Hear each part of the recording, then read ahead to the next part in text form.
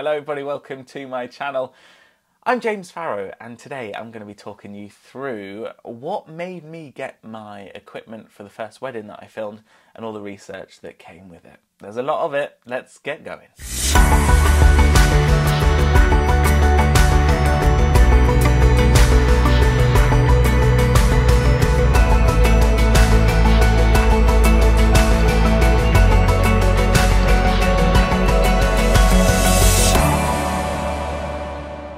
The reason I've decided to film this is because it took me ages, and we're talking probably into the months of me having to do research to try and get the right equipment. And I thought, because I had to search for so many different videos, if there was somebody that just kind of put it all together, and we're not talking about the professionals that have been filming weddings for years and years, this is literally me. I'm starting out and I'm here to help you as well, and we can probably go through this process together, and I'm going to try and help you with the experience that I've had. So I'm going to be talking through the equipment that I have, the research that I did to get it, and also the prices as well, because things are quite pricey when you want to start a new venture, but life is too short not to, right? You might see Alfie at some point.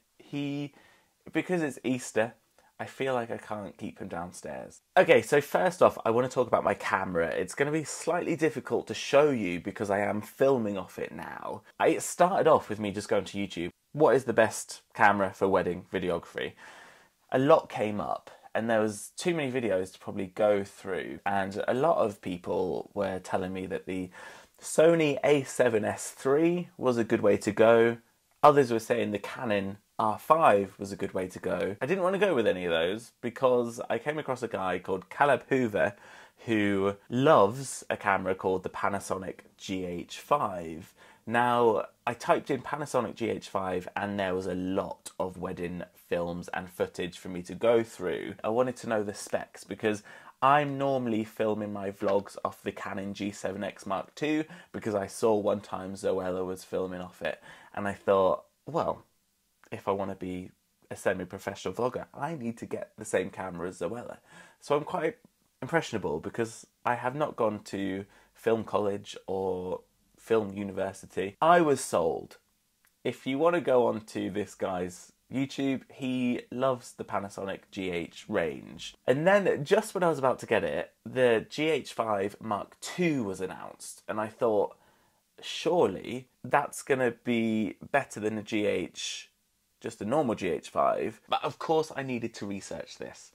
I wish I could tell you all of the camera jargon here, but I'm not going to pretend that I know what I'm talking about. All I know is that the stabilisation on the GH5 Mark II seemed a lot better than the normal GH5, which was a big plus for me if I needed to do some run and gun shooting during the wedding day. I also liked the red elements on the camera, and also when you pressed record, a red outline on the LED screen appeared, making it almost impossible to not know you're recording. I also loved the fact that you could film in Cinema 4K 60 frames per second, and I was just genuinely impressed with the quality of this camera. So you can currently pick the GH5 Mark II up for £1,499. This comes with the Lumix lens, the 12 to 60mm, f3.5 to 5.6. Although during my research I did find out that the GH5 isn't fantastic in low light, so I ended up paying £1,999 for the camera and the Leica lens 12 to 60mm, which had an f2.8 to 4. You can actually now pick this up for £1,799. So yeah, I invested a little bit more in the low light capability of it, and I thought, why not? If I'm going for it, and this is my one camera and one lens at this point, I should probably go for it. Now, I got this off the actual Panasonic website, and they were giving away a free battery, and they were also giving away a free Panasonic lens worth £170, and this was the 25mm 1.7. I really want the Sigma 18 to 35. I feel like everybody wants this, but I'd need a mount to go on this because this is a micro four thirds camera. So I would need, and I've done some research, and I would need to pair it with the Metabones Ultra Speed Booster, and with that lens and the speed booster, they're about £600 each, so I'd be looking at about £1,200 just to upgrade my lens. Then we come on to the gimbals, and I did not want to go to a wedding without having a gimbal because I wanted those smooth cinematic shots that I feel like you only get with a gimbal. The one answer to this, it was pointing me to DJI. I have a DJI drone, I have two actually, and I just love the quality of their products and also the tech that comes with it. You have the apps, although there's a few too many apps now for what they have. It was a toss-up between the Ronin RSC2, which is priced at £389, and also the RS2, which is priced at £699. It had a payload of 1.2 kilograms, which is absolutely fine for the GH5 Mark II, whereas the RS2 had a 4.5 kilograms, and I think that's maybe possibly a little bit too professional for my camera, and if I could save money because I'm trying to get so much equipment to get me started, then I would. If the lighting has changed during this video, then I apologise, my door went and I had to go. So I just want to quickly touch back on the gimbal. I have the DJI Ronin RSC2 because it was a lot cheaper than the RS2. Hopefully I've included that footage where I actually mentioned the prices because I cannot be bothered to go through that again. I got the Pro Combo, which came with a carrying case, which I thought I really needed because I don't want anything to break. It also came with the Raven Eye, which has these antennas. You attach it to the bottom of the gimbal, and you have to download the DJI Ronin app or the Raven Eye app. I haven't done this for a while, so I'm not entirely sure. And this just proves the point that I haven't really used it. It basically attaches to the bottom of your gimbal, and you can use active track. So if I had it on and I was like, hey, it would follow me, but I don't understand why I'd need that in my bedroom filming a vlog like this, or a wedding really, because I kind of want to be so hands-on that I'm in control of everything and I don't want to rely on things like this. But I'm sure I'll find a purpose for this at some point. I have actually used this, not with the Raven Eye, but you can put your phone in here, attach it to the side, and it acts as a monitor. And the monitor I want is the Atmos Ninja, which is about £500. So at the moment, this is fine. So this is good because you can attach it and then tilt the screen, so then you're actually looking at what you are filming. The next thing I want to talk about is a tripod. It was a toss-up between a tripod and a monopod. I couldn't really afford both because, as I said, there's other things that I needed to get. A tripod is there for the mass stabilization through the ceremony and the speeches. So obviously I'm going to need a tripod, but something in my head was like, oh, but a monopod. I could stand there with a monopod, and even if I move a little, surely the in-body stabilization of my camera will be fine. But no, I thought the tripod. It's called the Manfrotto 290 Lite Tripod from Wex Photo Video, and I'd highly recommend it. So we've got the gimbal, we've got the camera, we've got the tripod. What more do we need? Whilst we're still on the subject of Wex, I will also say that I did invest in 2 extra batteries, which gave me a total of 4 batteries, which is more than enough for the day for one camera. One battery is about £78, but also on the website, if you type in the actual code onto Wex, you can get 2 for £78, but they are slightly different. I actually have them here. Oh no, I've actually put the actual Panasonic one in the camera, so I actually only have the other one, so I can't compare it with you. If you actually look at the code, so the Panasonic GH5 Mark II takes the battery Panasonic DMW-BLK22, which is £78.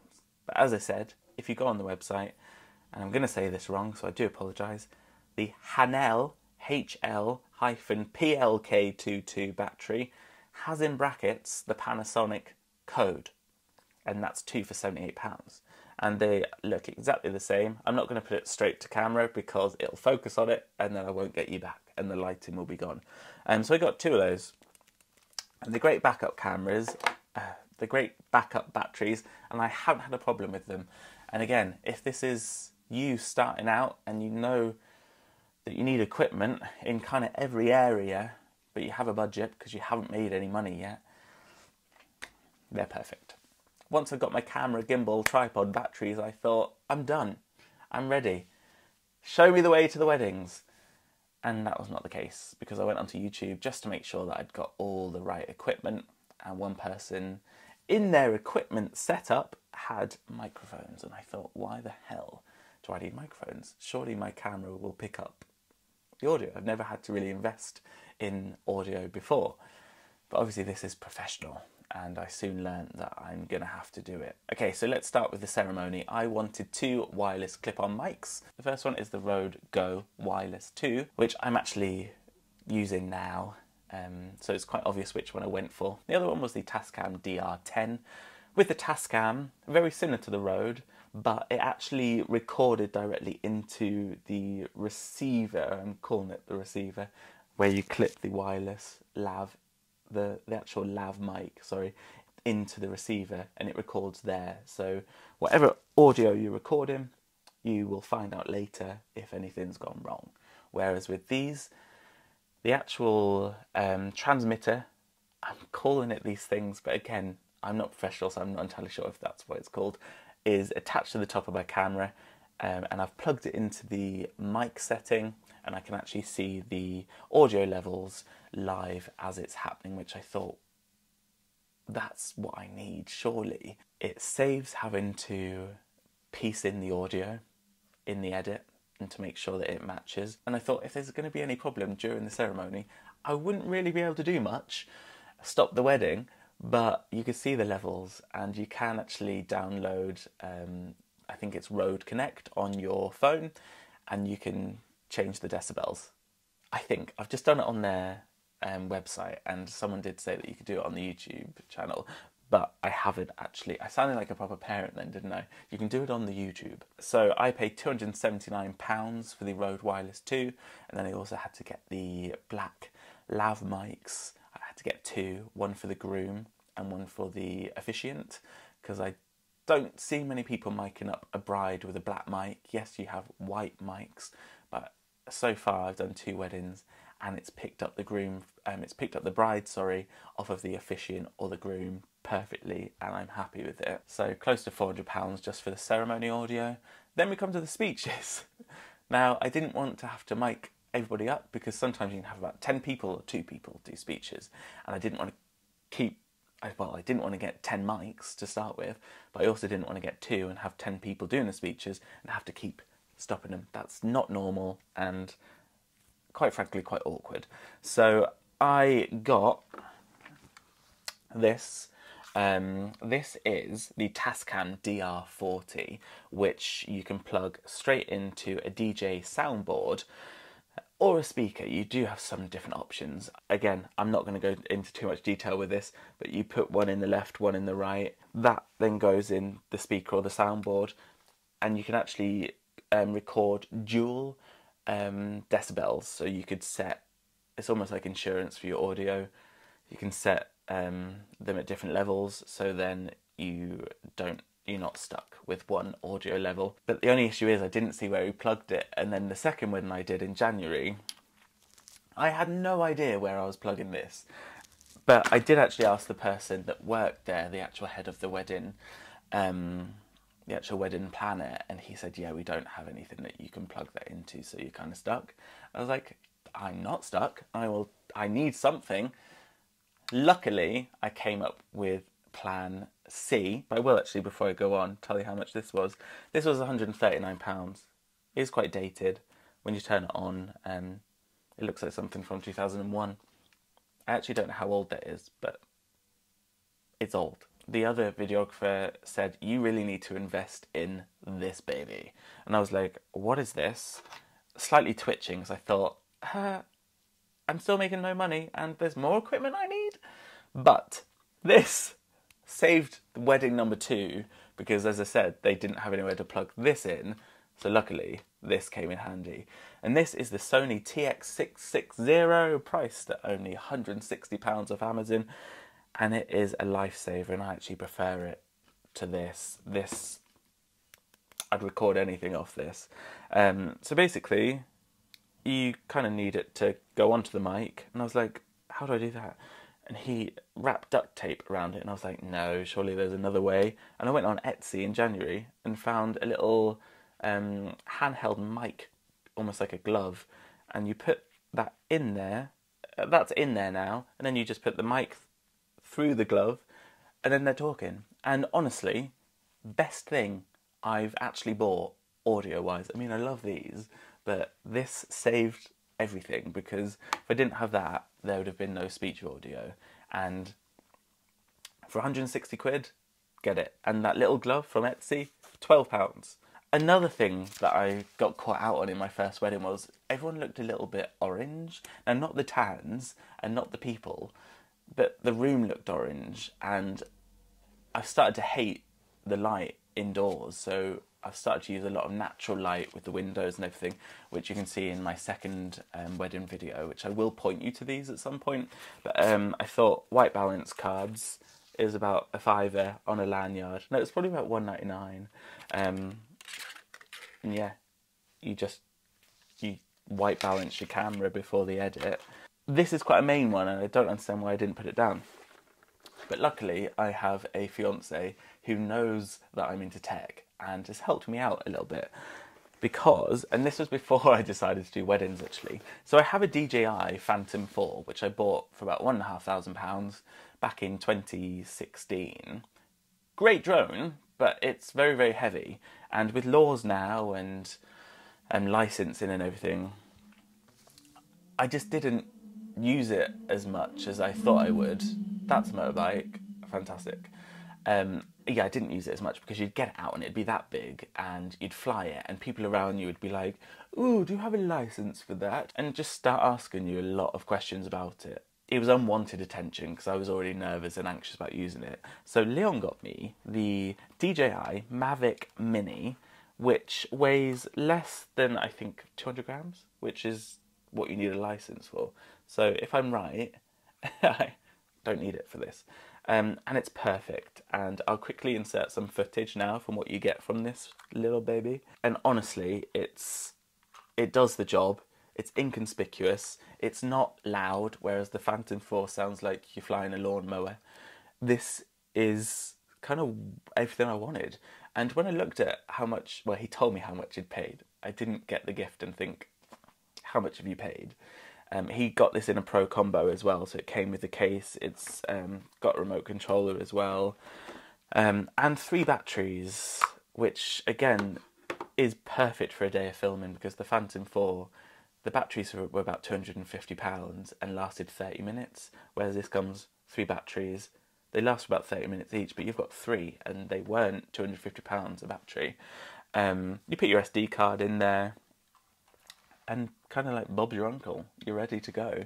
And this, I think, the Pro combo, probably about £400 or £500, I think. So if you don't want to spend like over £1,000, but you want some aerial shots to obviously use as those establishing shots. I mean, I have this, which has all my SD cards in. My battery is flashed at me, so I am actually going to stop talking.